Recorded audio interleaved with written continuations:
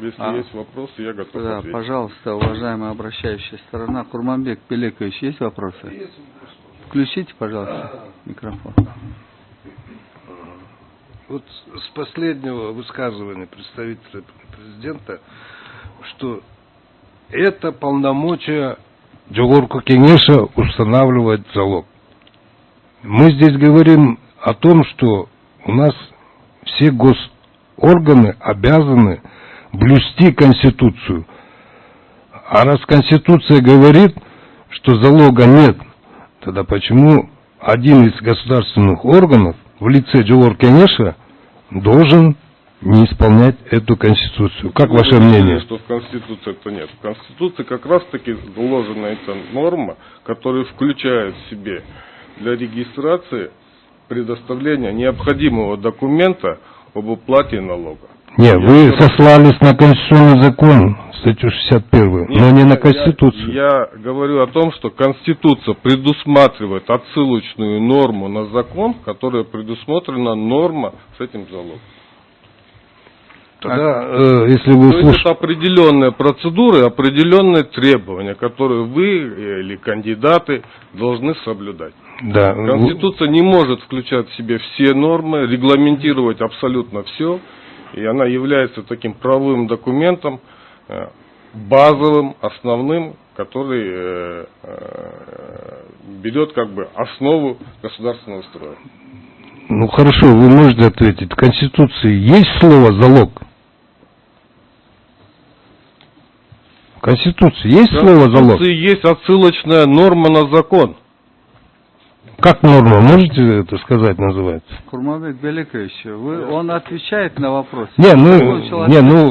Отсылочная, я поэтому прошу. Курманбек Белекович, какая норма называется? Курманбек Белекович, мы сейчас здесь обсуждаем вопросы права, вопросы то, что здесь должно. Я вам сказал, что я выразил свою позицию о том, что норма, она отсылочная, в отсылочной норме на закон, на конституционный закон. В конституционном законе такая норма заложена.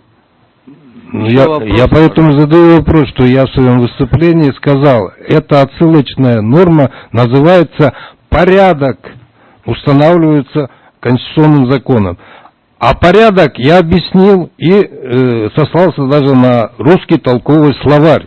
Там порядок говорит, это выборный процесс. А здесь вы говорите, что залог, это вот прямо ваши слова, это требования. А порядок и требования – это разные вещи.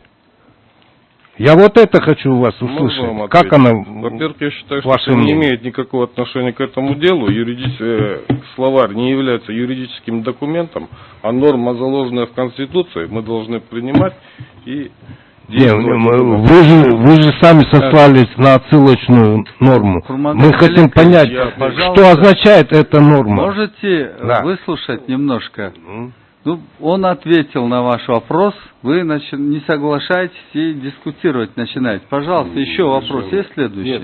Другой. Еще далее. Далее вы вот сейчас сослались на решение Верховного суда. Я опять хочу... На решение Конституционной палаты Верховного суда. Ну, по избирательному залогу вы сказали. Да. Вот я поэтому и говорю, что, извините...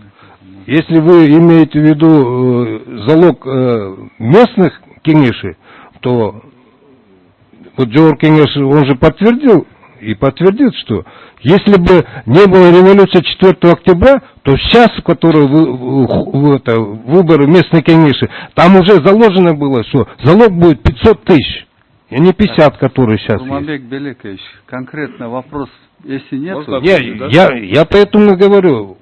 Вы сейчас сами говорите, что небольшой электорат мы должны это отсекать. Так, как понять тогда? Сколько человек, вот по их мнению, сколько человек это небольшой электорат? Знаете, это уже касается, мне кажется, личного вашего мнения, не имеющего никакого отношения к делу. Единственное, я хотел бы выделить из ваших вопросов один момент. Вы говорите, ссылка на закон, да? Я ссылаюсь на постановление Конституционной палаты Верховного суда. Вот оно у меня на руках. Ничего другого я здесь не выдергиваю. Я не комментирую. Решение Конституционной палаты окончательно обжалованию не подлежит. Я думаю, что вопрос на этом исчерпан. Спасибо. Курманбек Белекович, еще есть вопрос?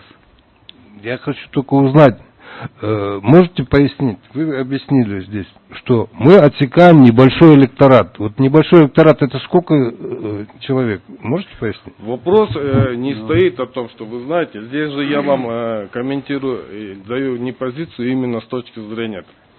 Отсеивание электората – это один из элементов вообще выборного процесса. Это Жогорку Кеңеш, президент, являются представителями всего общества Кыргызской республики.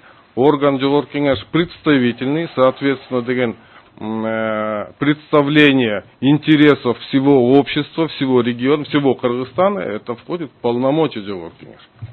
Спасибо. А еще Уважаемый суд, я хочу сказать, что мы в своем ходатайстве прямо говорим, что залог противоречит статье 52. Мы это услышали, Нет, а здесь написано право быть избранным любого.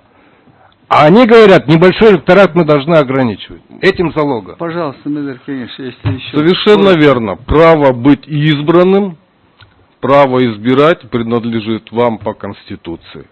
Право соблюдать, как и права, у гражданина существуют и обязанности. Соответственно, если вы можете воспользоваться вашим правом, и тем не менее вы должны соблюдать обязанности, заложенные в Конституции, в конституционных законах. Спасибо. Курманбек Белекович, я чувствую, у вас еще запал такой боевой, но вы имеете право заключительной речи, где можете обосновать многие вещи. Есть вопросы еще? Нет. Спасибо. Спасибо тогда. Пожалуйста, представители «Глаз народа». Есть Скажите, вопросы? пожалуйста. Только, пожалуйста, вопрос. Да. Скажите, пожалуйста, вы исследовали вопрос, чем руководствовался законодатель, подняв порог с 500 до 5 миллионов и, соответственно, по последним событиям спустив его до миллиона?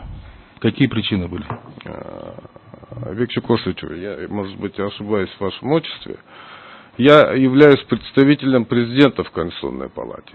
Соответственно, для себя я этот вопрос просматривал, как он рассматривался и в комитетах, и какие вопросы были при Жогорку Кеңеш.